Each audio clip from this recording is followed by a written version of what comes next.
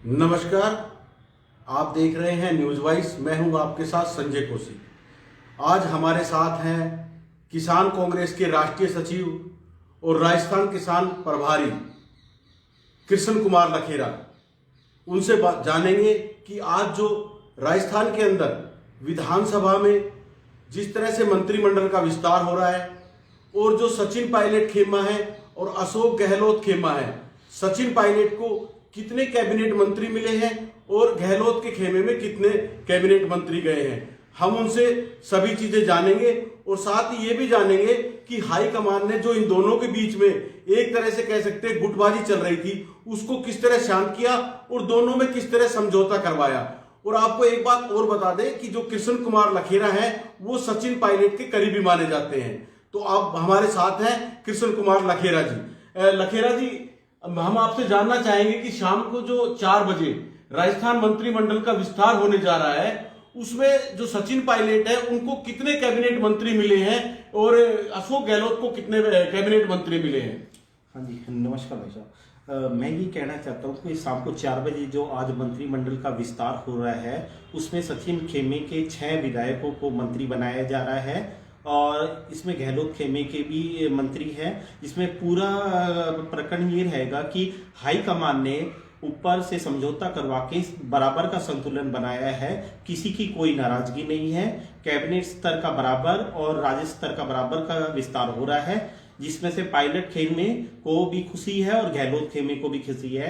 इस प्रकरण को देखते हुए अजय माकन जी, जो हमारे एआईसीसी के राष्ट्रीय महासचिव और राजस्थान में प्रभारी है, वो इस बैठक की पूरी जानकारी लेके आज शाम को 4 बजे राजभवन में इसका मंत्रिमंडल का विस्तार हो रहा है। इसके अलावा कुछ संसद सचिव भी बनेंगे और जिसमें नगर में बोर्डों के चेयरमैन भी इसके अलावा होंगे। सभी संतुष्ट को रखते हुए गहलोत और पायलट को बराबर का मान सम्मान बराबर दिया जा रहा है। अब किसी प्रकार की कोई गुटबाजी नहीं है और किसी प्रकार का कोई झगड़ा नहीं।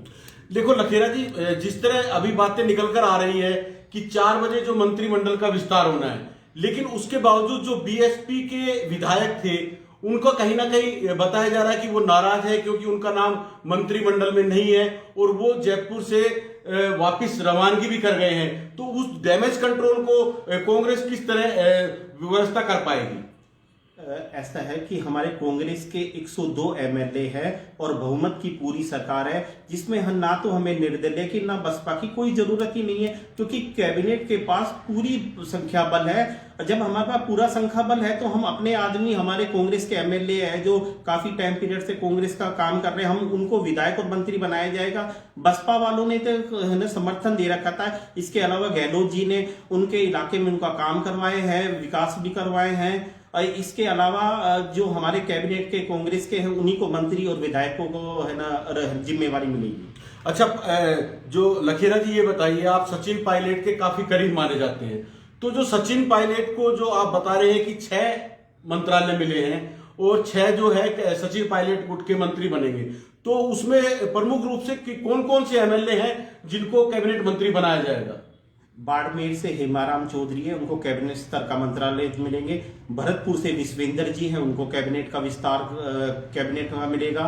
और दौसा से रमेश मीणा जी है, उनको भी कैबिनेट स्तर का मिलेंगे। इसके अलावा अलवर से है टीकाराम जूली जी, उनको भी कैबिनेट स्तर में बनाया जा रहा है। और इनमें हमारे जो कांग्रेस के प्रमुख है जो पायलट के, उनको सबको कैबिनेट स्तर की जिम्मेवारी मिलेगी और अहम जिम्मेवारी मिलेगी जो राजस्थान में विकास के लिए एक आगे मुकाम बनेगा। देखिए लखेरा जी, जिस तरह से पिछले काफी दिनों से हम देख रहे थे कि जो सचिन पायलट है और अशोक गहलोत है, उनके बीच काफी मनमुटाव रहा है और जो कांग्रेस हाईकमान है कांग्रेस हाईकमान ने इनका मनमुटाव दूर करने की कोशिश की है, लेकिन मतभेद तो दूर हो गए हैं, लेकिन मनभेद क्या दूर हो पाए हैं? मैं ये कहना चाहता हूं कि कांग्रेस आला कमान ने मिल बैठ के एक दूसरे की जो आपसी चल रहा था उसको मनभेद और को दूर भी कर दिया गया। अब मिलके काम होगा। इनकी जो नाराजगी चल रही थी पायलट साहब की कि हमारे जो मेहनत करा था पिछले योजना के अंदर, जो हमारे कांग्रेस के एमएलए ने भाजपा के खिलाफ लड़ाई लड़ी और कांग्रेस की सरकार बनी, जब हमारे को कैबिनेट स्तर नहीं मिला और हमने काम करना चाहा तो गहलोत ने कहीं ना कहीं इस चीज को गौर करा, तो हाईकमान ने अब सब चीज को दूर कर कर एक दूसरे का काम करने के अनुरूप हमारे को पूरी जो जिम्मेदारी मिल रही है कैबिनेट स्तर की, पायलट इस चीज से खुश है। और अब हम मिलके कांग्रेस की आगे भी सरकार बनेगी और हमारे जो कांग्रेस के विधायक है आज शाम को शपथ लेंगे। तो लखेरा जी, एक मेरा सवाल ये है कि अभी जो जिस तरह आपने बताया कि सचिन पायलट ने जमीनी स्तर पे जो चुनाव हुए थे उनमें काफी मेहनत की थी, लेकिन उसके बावजूद जो उनको मिलना चाहिए था वो नहीं मिला और वो नाराजगी भी उनमें साफ दिखाई दी। अब क्या मान के चले कि आने वाले चुनाव में सचिन पायलट कहीं ना कहीं मुख्यमंत्री का चेहरा कांग्रेस का हो सकते हैं? जी, ये तो हाईकमान ने पहले ही फैसला कर रखा है कि आने वाले में युवा पीढ़ी को ही मुख्यमंत्री का दावेदार होगा। अभी आपने देखा कि पंजाब में भी युवा को भी मुख्यमंत्री बनाया गया है। अब आने वाले चुनाव में राजस्थान में सचिन पायलट ही मुख्यमंत्री का चेहरा है और इसके अलावा अभी से मतगणना शुरू हो गई है, जिसके लिए हमने कांग्रेस के राजस्थान के अंदर डोर टू डोर काम शुरू कर दिया गया। नहीं, आपने कहा कि सचिन पायलट आने वाले चुनाव में सीएम का चेहरा होंगे, तो जो गहलोत खेमा है उसको काफी जो है मजबूत माना जाता है। तो गहलोत खेमा अगर नाराज होता है और वो अगर कांग्रेस से छिटक जाता है तो क्या कांग्रेस की सरकार बन पाएगी? सचिन पायलट जी प्रियंका और राहुल के काफी करीबी हैं और प्रियंका राहुल जी का भी अनुमान है कि अब समय के अनुरूप काम करके सचिन पायलट जो राजस्थान की मांग है, युवाओं के लिए एक नया चेहरा है जो काम करने में सक्षम है, जो लोगों की बात सुनता है, जमीनी स्तर पे जाते हैं, कांग्रेस के काम करने के लिए उनको लोगों के बीच में जा जाके उनकी काम कर रहे हैं, तो सचिन पायलट ही उनका चेहरा है। अच्छा पायलट लखेरा जी, एक बात मैं आपसे और जानना चाहूंगा कि अभी एक पीछे प्रकरण हुआ है कि शिक्षा मंत्री ने शिक्षकों का एक उद्घोषण था, उसमें उन जो शिक्षा मंत्री थे उन्होंने पूछा कि क्या आपके तबादले होते हैं तो क्या उसमें पैसा लिया जाता है? तो ऑन कैमरा उन सभी जो अध्यापक थे, शिक्षक थे, उन्होंने कहा हाँ जी, हमारे जो ट्रांसफर होते हैं उसमें पैसा लिया जाता है। तो कांग्रेस में कहीं ना कहीं जो ये होता है कि जिस तरह से पैसे ले दे के सारे काम होते हैं, तो वो परंपरा आज भी चली आ रही है। नहीं है जे कोई ऐसी बात नहीं है, ये तो कुछ ना कुछ विपक्ष वाले और वो चला देते, मीडिया में भी कुछ ऐसी बयानबाजी आ जाती है, पर कांग्रेस जमीनी स्तर पे गरीब लोगों के हो चाहे कैसे भी है, सभी के काम एक समान करती है, कोई पैसे का चार्ज नहीं होता हमारे यहाँ। अच्छा लखेरा जी, मेरा आखिरी सवाल ये है कि आप किसान कांग्रेस प्रभारी भी हैं राजस्थान से, तो आप जब राजस्थान के बाड़मेर, जैसलमेर जो हमारा वो इलाका है दूर दराज का, उसमें आप जाते हैं और जो सबसे बड़े अभी जो पीछे परसों जो मोदी जी ने तीनों कृषि कानून जो थे रद्द कर दिए हैं और ये किसान उससे काफी खुश नजर आ रहे हैं, तो जो ये तीन जो कृषि कानून थे इनके आने से और इनके रद्द होने से क्या कहीं ना कहीं बीजेपी को इससे फायदा मिलेगा? बीजेपी का मकसद सत्ता हथियाना है, चाहे वो किसी बल पे हो। पहले तो उन्होंने कानून लगाए जिसमें आपने देखा 1-1.5 साल जब ये आंदोलन चला तो 700-750 किसानों है ना हमारे शहीद हो गए।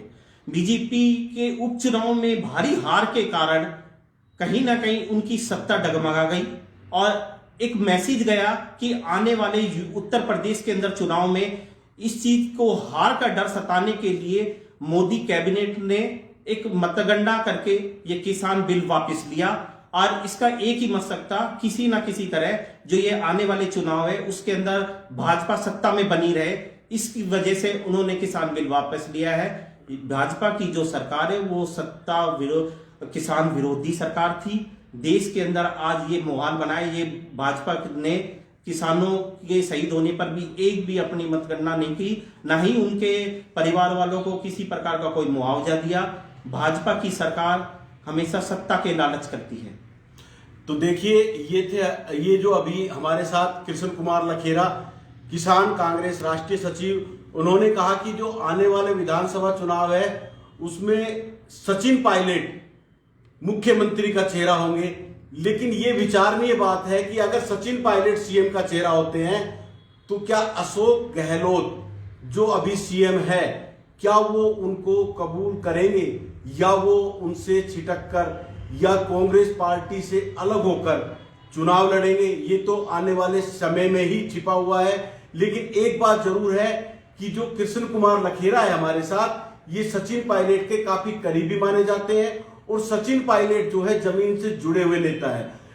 अभी 4 बजे मंत्रिमंडल का विस्तार होना है, लेकिन उससे पहले ही जो विधायक है बीएसपी से जो कांग्रेस में शामिल हुए थे, उनका नाम ना होने की वजह से कहीं ना कहीं वो रूठ गए हैं और वो जयपुर को छोड़कर भी चले गए हैं।